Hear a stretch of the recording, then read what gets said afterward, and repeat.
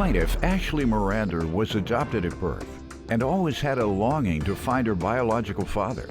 Ashley claims she discovered distant relatives after taking an ancestry test, and they led her to the defendant. So she petitioned the court for a paternity test. Defendant Terry Orr admits that he dated Ashley's mother for a couple of months, but he never knew anything about Ashley. Terry says he has children and grandchildren, so he is eager to see if Ashley is his daughter. All rise. This court is now in session. The Honorable Judge Greg Mathis presiding.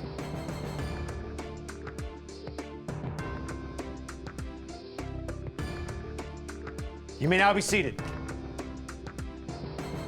Ma'am, you're here seeking a DNA test to determine whether Mr. Orr is your father. That's Yes. why we're here today, and we've agreed to assist with that. We'll start with you and let me know the circumstances surrounding this. All right, well, I was adopted at birth, and I've known that since I was very young. I always knew that my biological mother was white. I'm clearly not, so obviously there's a missing piece there that I never knew. I never knew my race growing up. So Where'd you grow up? in Longview, Washington.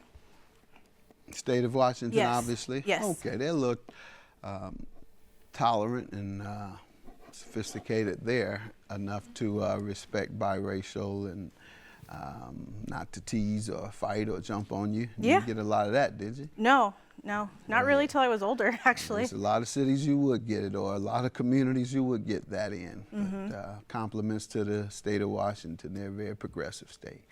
So, you know, I've always, something deep down, I don't really know what it was, always told me that whoever my biological father was didn't know.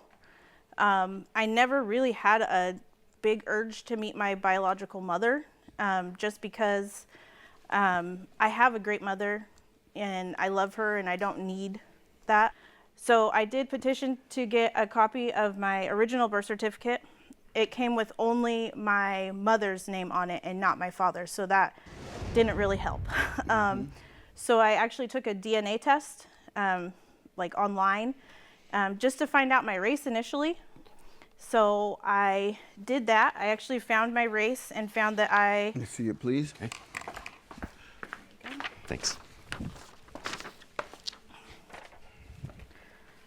So I found out that 20, 30, 40. Majority black and 48% white. yeah. That's very close to half and half. Yep. Isn't it? All right. 21% Cameroon, Congo, and Southern Bantu peoples. I haven't taken the Ancestry, but my aunt, my mother's sister, has, and many of us come, or she has a Congolese in her, and Cameroon.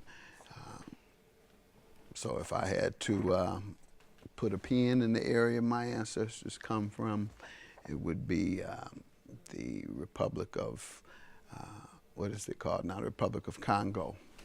And then as well, Cameroon.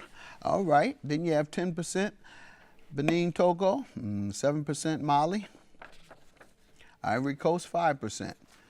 That's interesting because most descendants of African slaves came from Ghana area. And Ghana is on the ocean, where that's why they were so convenient. I went in that area and saw the slave ships. And from Ghana, of course, and they moved inland, that's where you hit Congo and the other places. The African slave traders, along with the European slave traders, moved inland. The European slave traders began on the coast, but then began going into the landlocked area, and the African chiefs or kings who wanted to make money off of the European slave traders captured and sold, in many instances, the slaves to the slave trader, European slave trader, and took them back to the coast where they went across the Atlantic Ocean. But in many instances, they chased and captured Africans and brought them into slavery. But in some cases, yes, they were sold out by their own people. You got people to do that now. Sell their own people out. You want a couple names? Let me move right along. All right, you give me some background, sir. Okay, yeah, you know, I guess what she said is true.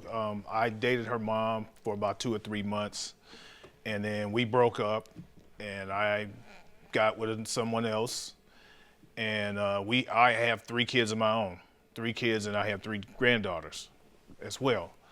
And so I guess one morning I woke up and a friend of mine had sent me a message on Messenger saying, hey man, there's a couple of young ladies that came by my house and one of them says that you possibly might be her father.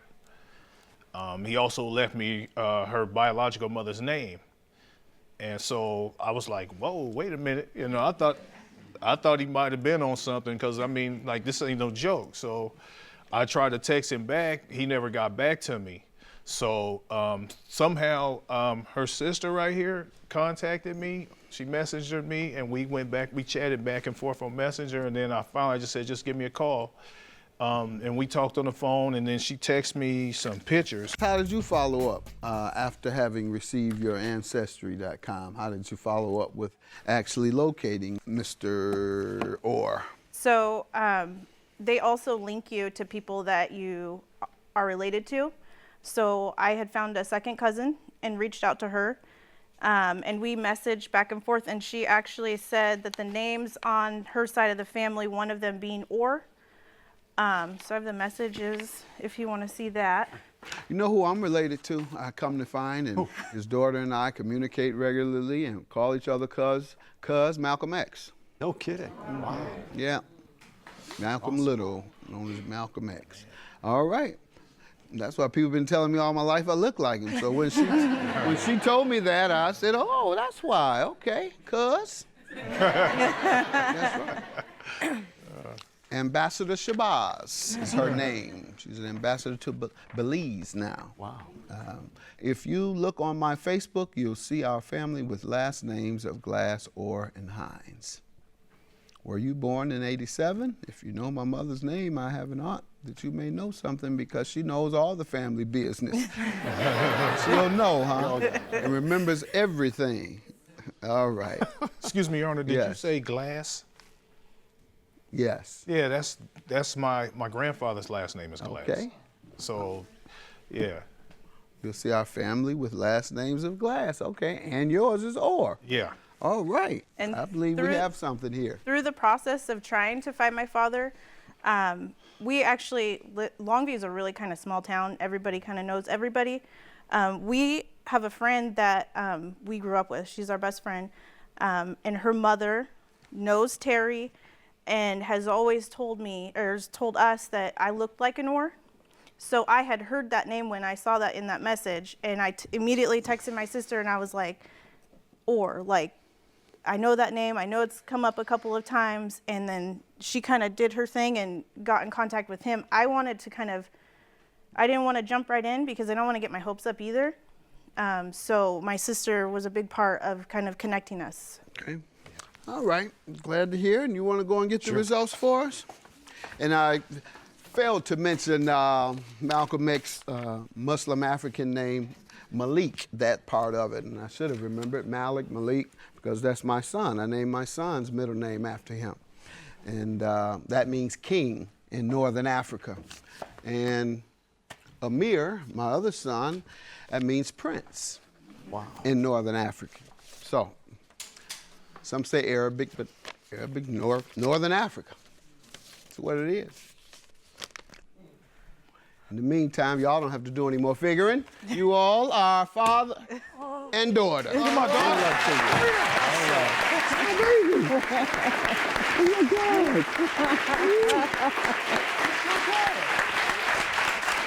All I can say is I just want to have a relationship with my daughter. And I want to meet my grandkids. And hopefully when we get back to Portland, I can just introduce her to all my family so she can know who her family is and we can build a relationship from there, get it all going. There's a lot of closure. There's a lot of I need to just kind of, I don't even know the words right now. Like, I need to let it sink in, I guess. I just want to say that I'm happy for them. Like, I'm super emotional right now, so sorry, but I know this is something really important to her, so I'm happy. And she did tell me, she kept telling me, you know, don't worry about it, she's your daughter. And I kept like, well, I don't know. But it's true, she's my daughter.